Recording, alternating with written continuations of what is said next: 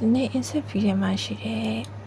sheet number ပေါ့နော်ဒီကမှာရှိ sheet number ပြီးတော့ file name အတိုင်း project name ကိုထည့်ချင်တာအဲ့လိုမျိုးလေးတွေကိုပြပြပေးတော့မယ်ပထမဆုံး project name ပေါ့နော် project name ဆိုလို့ရှိရင်အရင်တစ်ခါပြောထားတဲ့အတိုင်းပဲဒီက right select all right click insert video ကိုတာမယ်အဲ့ပြီးရင်သူကကျတော့ဒီထဲမှာdocument ဆိုပြီးရှိရပါတော့အဲ့ document ထဲမှာအခုက file name မတိုင်းထားချင်တာဆိုတာကျတော့ဒီမှာ file name ဆိုတဲ့ဟာလေးကိုရွေးလိုက်တယ်အဲ့ပြီးလို့ရှိရင်ဒီဘက်မှာ uppercase နဲ့လိုချင်တာလား lowercase နဲ့လိုချင်တာလားကိုကြိုက်တဲ့ရွေးလို့ရတယ်ပေါ့နော်အဲ့ပြီးဒီဘက်မှာ file name only ဆိုလို့ရှိရင်ဒီမှာ get drawing ဆိုပြီးထားရတဲ့ file name only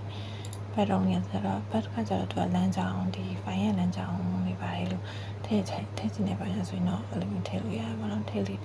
ထားတော့တိတ်မရှိဘူးbut ပြပါတာ finding ဖတ်နေ finding နဲ့ဒီစနေရတယ်ဒါမှမဟုတ် finding only အခုကတော့ finding only ပဲလို့ချင်တာဒီတိုက်တဲ့လေးပဲလို့ချင်တာဆိုတော့ finding only ဒီ display file extension တဲ့နောက်က drawing ပေါ့နော် .dwg ဆိုတဲ့ဟာလေးပါတယ်မပါဘူးအဲ့ဒါလေးအမှန်စစ်ထားလို့ရှင်ပါတယ်အခုကတော့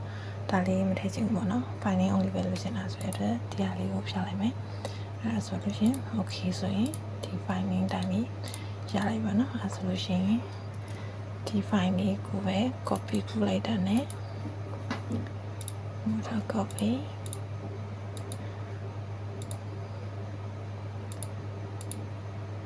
ကိုရင်လည်းဒီဟာလေးကပါလာမှာပါနော်တက်ချီတော့ပြင်စရာမလိုတော့ဘူးပြီးတော့နောက်တစ်ခုကကျတော့ဒီလိုမျိုး sheet number ထည့်ထားရဲ့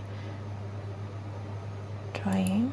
လေးအောင်မှရှိတဲ့ name ကိုတစ်ခါလေးထည့်လိုက်တာပေါ့ဥပမာအဖြစ်ဆိုရင်ဒီဟာကခုနလိုပဲဒီမှာကစားမရေးထားအောင်ဆိုလို့ရှင်တော့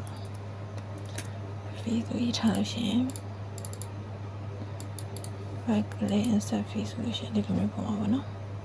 အဲ့တော့အခုကတော့မှာကအားတာတွေကိုတော့မယ်ပြီးရင် system video ပဲ system video ပဲတဲ့မှာ ctab ဆိုပြီးတော့မှအမြန်လေးရိုက်ထည့်လိုက်ပါပေါ့နော် ct ဆိုပြီးတော့မှအမြန်လေးရိုက်လိုက်လို့ရှိရင် ctab ဆိုပြီးတော့ပေါ်လာတယ်အဲ့ ctab တိုင်းလေးပဲဒီဘက်မှာပေါ်ရပါတော့ဒီဘက်မှာကျတော့ဒီမှာဒီ layout မိမှာရှိတဲ့အတိုင်းလေး id01 layout plan ဆိုပြီးပေါ်တယ်uppercase လို့ရှင်းတာလား lowercase လို့ရှင်းတာလားဒါမှမဟုတ်ဒီတိုင်းပဲရေးထားတဲ့အတိုင်းလေးပဲဒီတိုင်းပဲထားမှာလားပေါ့နော်အဲ့လိုမျိုးလေးရှင်းရတာရရင်တော့ okay ပေါ့အဲ့ဒါဆိုလို့ရှိရင်တော့သူကကျတော့ဒီအကုန်လုံးပေါ့နော်အဲ့ဒီ zero layout plan ဆိုပြီးအဲ့လိုမျိုးရှင်းနေတော့ပေါ်နေရပါတော့ဥပမာရှင်းနံပါတ်ကိုကဒီအောက်မှာပဲထည့်ပြီးတော့မှတစ်ခါလေးထည့်ပြီးတော့နောက်မှာအဲ့ဒီမှာလည်းတစ်ခါလေးဒီမှာပဲပြင်ချင်တယ်ပေါ့နော်ဒီစာရွက်ပေါ်မှာတော့ပြီးမှပြင်ချင်လို့ဆိုလို့ရှိရင်တော့နှစ်ခုခွဲလို့ရတယ်လို့မိလေးရှိရပါတော့ဒါတော့ဒီဟာလေးကိုဥမာဒီတိုင်းလေးရှိနေဆိုလို့ရှိရင် right click insert video တော့မယ်အဲ့မှာဒီစက် expression ဆိုပြီးရှိတယ်အဲ့မှာက formula ထည့်ရမှာပေါ့နော်ဒီဟာလေးပေါ့နော်ဒီစက် expression ကဒီဟာလေးကို copy လိုက်ပါမယ်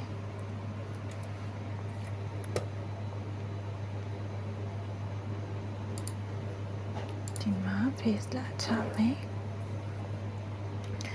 အဲ့ပြီးတော့ဒီဟာလေးကပေါ့နော်1ဒီတိုင်းလေး1ဆိုရင်ဆိုလို့ရှိရင်ဒီဟာကအကုန်လုံးတိုင်းမျိုးလေးလောက်ပါပေါ့နော်ဒါပေမဲ့အဲ့ဒါကို id01 လေးပဲလို့ရှင်းတာဖြစ်တဲ့အတွက် edit video တော့မယ်1လုံးကကျတော့ဒီရှေ့စလုံးကနေပြီးတော့ comma ဆိုပြီးတော့ခန့်လိုက်မယ်1 comma ငါးလုံးလို့ရှင်းတာဖြစ်တဲ့အတွက်ကြောင့်1 to 5ပေါ့နော် okay ဆိုလို့ရှိရင်အဲ့ဆိုရှေ့မှာရှိတဲ့ပြန်နန်းစလုံးငါးလုံးပေါ့နော် id01 ဆိုတဲ့ဟာလေးရပါပြီပြီးတော့ဒီဟာလည်းခုနလိုတူတူပဲလူစင်နာကဒီ layout plan ဆိုတဲ့အနောက်ကဟာလေးပဲလူစင်နာဖြစ်တဲ့အတွက်အဲ့ဒါလေး edit fee ဆိုပြီးတော့မှဒီအားဒါလေးမှာပဲပေါ့နော် item 1မှာ system video ပဲမဟုတ်ဘဲနဲ့ဒီ expression နဲ့မှာပဲခုန formula လေးကိုပဲယူလိုက်မယ်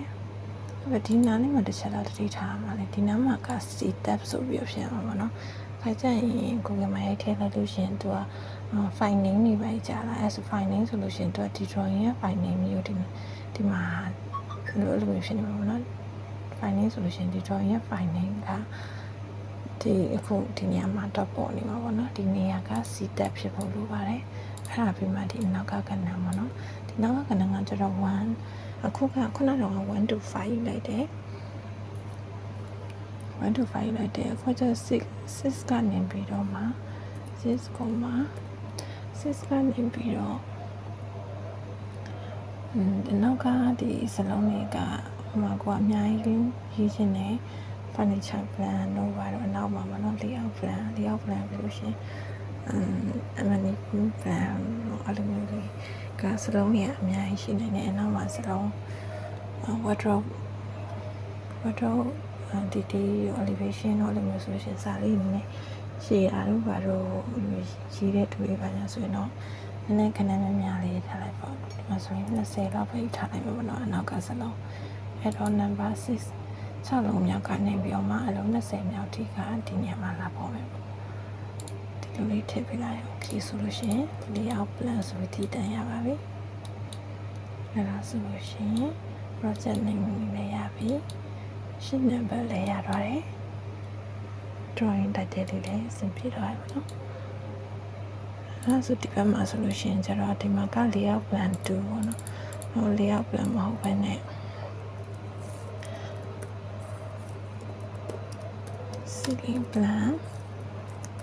ဖြစ်မယ်ဆိုလို့ရှိရင်pollution region လောက်လိုက်မယ်ပေါ့နော်RE